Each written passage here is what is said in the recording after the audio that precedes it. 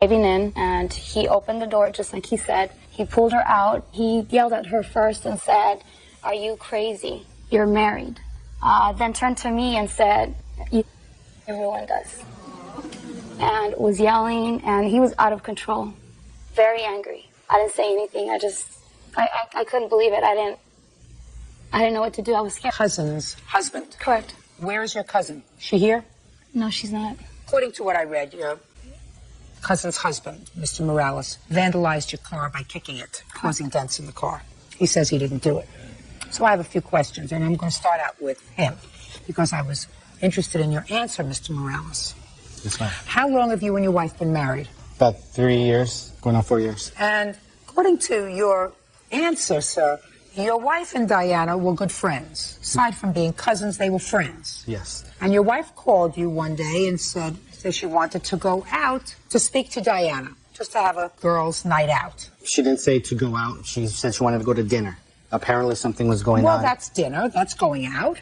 Okay, well, it turned out to be some other... No, but that she told you she wanted to go out for dinner. Yes. You have children? Yes, we do. How many children do you have? We have 4. 4 children in 3 years. How did that happen? We have 2 together, and we each brought daughters into the marriage. So your wife said she would like to have dinner with her cousin Diana. Yes. And you said okay.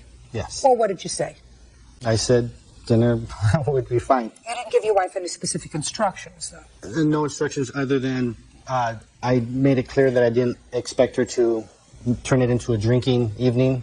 They're very good friends or close. I didn't have any problem with that. She hadn't had time to herself, so... Do you ever go out, Mr. Morales? No. Never go out and socialize? No. Tell me what happened next, sir. Once I got home and she was getting ready to go out. What time was that? That was 6, maybe 6:30. Okay. And her cousin came, picked her up, and then they left. Maybe about 15 minutes after they left, my wife called on the cell phone and told me that they weren't hungry, that they wanted to go and have a couple drinks. I didn't like the idea, but my wife hadn't had really Well, much... what did you say to her? I ended up telling her it was fine. I told her just I didn't want her out. I didn't expect her to be out late, and I didn't expect her to drink. But they were going out to drink. Not to drink and drive. I made She it, wasn't driving. She picked her up. If one was going to be drinking, I assumed they would both be drinking. So I made it clear to her that if they needed me to pick them up, that I would be available to pick them up. Oh, so you said go and have a good time, but if you're both drinking, I'll be available to come pick you up. Is that what you're telling me? Yes. Yeah. Okay, go ahead. And I made it clear that I didn't want it to be a late evening. I told her, if you're going to go, talk, have a good time, I don't expect you to come home 11, late. 12 o'clock late. You told her you didn't want him home after 11. Yes. How old is your wife? She's 30. Go ahead. At 8:30, it was around 8:30, she called me. And at that time, she was letting me know that she was having a good time, but they were wrapping it up and getting ready to head home. Okay. Are you guys okay? She said yes, they were fine. Everything was going well. So the location where she said they were going to be is maybe 15, 20 minutes. Maybe an hour later, I hadn't received any calls, so I tried calling the cell phone, and at that time the cell phone was off or had no power. I probably tried the cell phone every 15 minutes or so after that, and 8:30 turned to 9:30, turned to 10:30, turned to about 11:30 is when I started getting concerned. I started to get the kids up and wanted to go and see if I can find her, so drove up to the area where they said they were going to be. Different path on the way home, thinking that I might see them stranded. Didn't see them. Didn't see them. Kept trying the cell phone for... Okay, you tried the cell phone. You didn't. What time did they finally come home? They came home at about 2:30. And what happened when they got home? Well, they drove up. I was actually getting the kids ready to go out and look again. When they drove up, I went out to the car. First thing was, what happened? Is everything okay? When I saw the condition that they were in, I turned to being very, very upset. Said some things I probably shouldn't have. Grabbed the door, opened it, took my wife out of the car. The seatbelt was still on, so I had to reach in and undo the seatbelt for her. She had trouble even standing, getting out of the car. She managed to get into the car. Yes. And put a seatbelt on. Yes. Okay, now Miss Rodriguez, coming back to you. You're out for the evening. Right. Where'd you go? We went to a bar that they served. It was actually a wine and beer bar. They served appetizers. We did have appetizers and drinks. Okay, what time did you get home? We probably got to their house around 1:30. Were you having a good time? Yes, we did actually. We had a really good time. It was actually our first night out alone since the time they got married, because she's not allowed to go out alone. What do you mean she's not allowed to go out alone? It always has to be in a group setting, or he has to be there. Had you socialized before she got married? Yes, we were, besides being cousins, we were really good friends. We always went out before they got married. Once they got married, that stopped. Did Mrs. Morales turn her phone off? You know, I'm not sure if she did, but I know she did receive a call from him several times. Did she take the calls? Once, when we were about 5 minutes away from their house, she did answer the phone. It was him. And I can tell at that point that something was wrong because she looked frightened, and the way she was speaking was not, I mean, I can tell something was wrong. Did you speak to your wife before she got home? No. I Did didn't. not? The phone was off up until she got home, and I showed her that the phone was off once she got inside, and I actually was angry and broke the phone because it was off. How did you break the phone? I threw it. Where were your children? They were in the bedroom. Up or sleeping? Up. So what happened when you came home? As we were driving down the street where they live on, I can see him coming out. He must have been looking in the window, or I don't know, because I can see him pulling towards the street.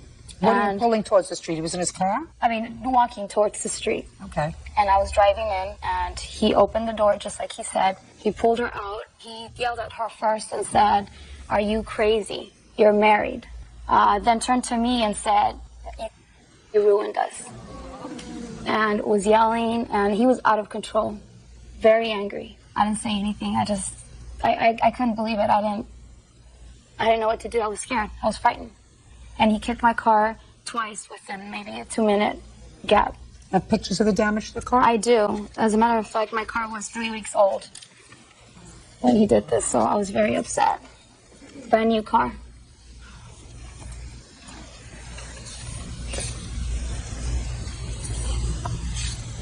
Yes, sir.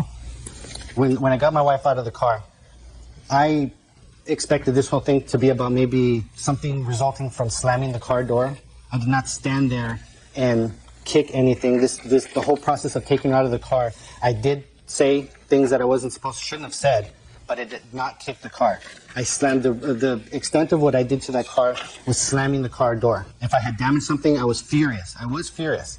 Furious. I was. So furious, sir, that you couldn't control your temper inside your house, and you took the cell phone and you broke it inside the house with 3 children, at least 3 children, home and awake.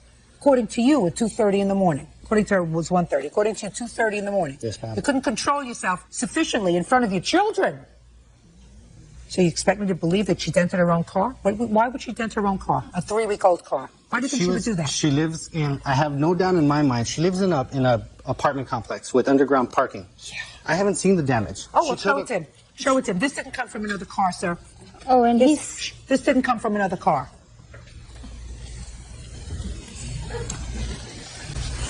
Can I say something? He's seen the damage because I mailed him pictures and a letter about 2 weeks after. Have you spoken to your cousin since? No. I called her the next day because I was concerned. I wanted to know. I left her a message on her cell phone. I just wanted to. She hasn't called you back? No. Ever since then, she's avoided me, and I know she's avoided mutual friends that we have. Well. And actually, maybe, I don't know if she's avoiding them, but he denies her every time someone calls. Mr. Morales, it's not my job to be a therapist, sir. And if you've got your wife so intimidated that she has a fear of maintaining contacts that she's had all of her life, like her cousin, that's very unfortunate. I certainly wouldn't let you do that to me. The fact that you have no interest in going out and socializing with friends is your business. If your wife, every once in a while, needs to get away from the pressures of a full-time job and taking care of 4 children, she's entitled to do that and blow off some steam every once in a while. Don't you think so, Mr. Morales?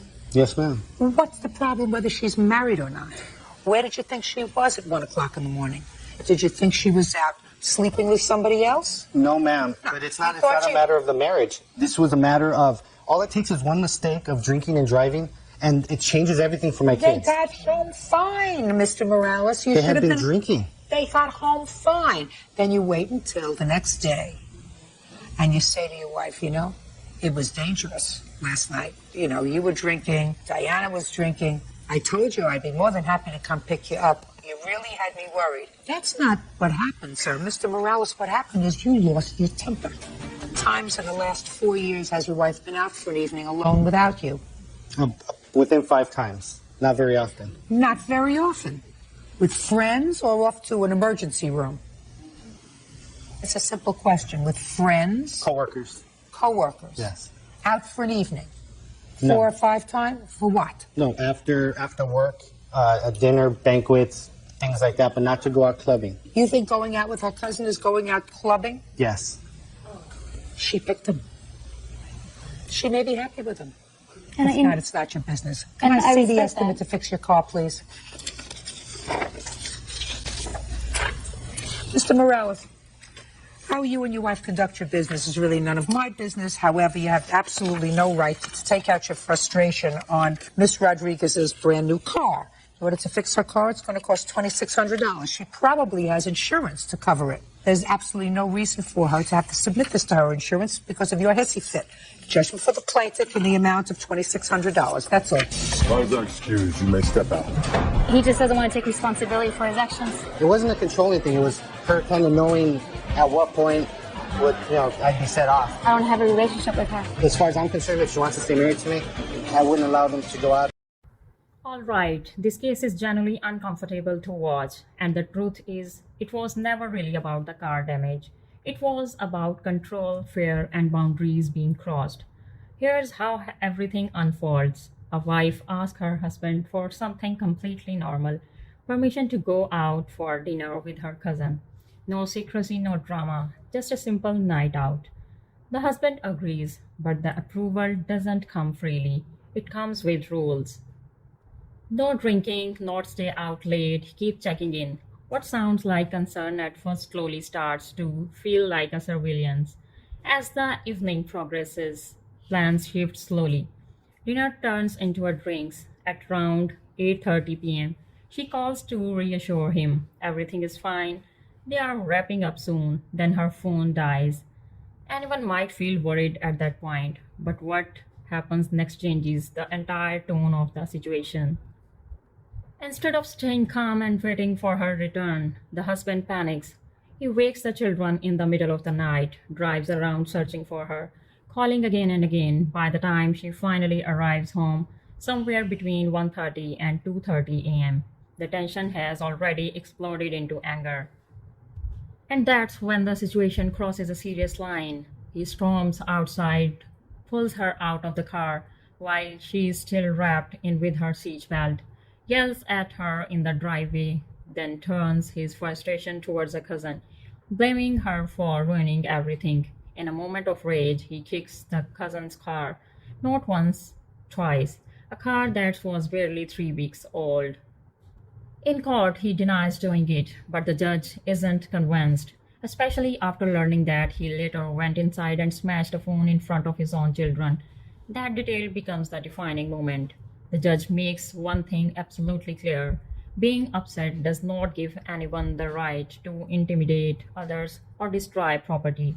Worry is not an excuse for aggression. Then she addresses something even deeper. Why does a grown woman with 4 children need permission to go out? Why has she only gone out alone a handful of times in a year? And why does she appear visibly frightened just answering a simple phone call? At that point, the issue is no longer about a damaged vehicle. It's about power and control inside a relationship. The ruling is direct and fair. The husband must pay $2,600 for the damage. No justification, no emotion, then discussion. Because actions carry consequences no matter how intense the feeling behind them. In the end, this case leaves a strong message. Jealousy can sometimes disguise itself as concern, but fear has no place in a healthy relationship. What do you think? Was this genuine worry or controlling behavior taken too far? Share your thoughts below.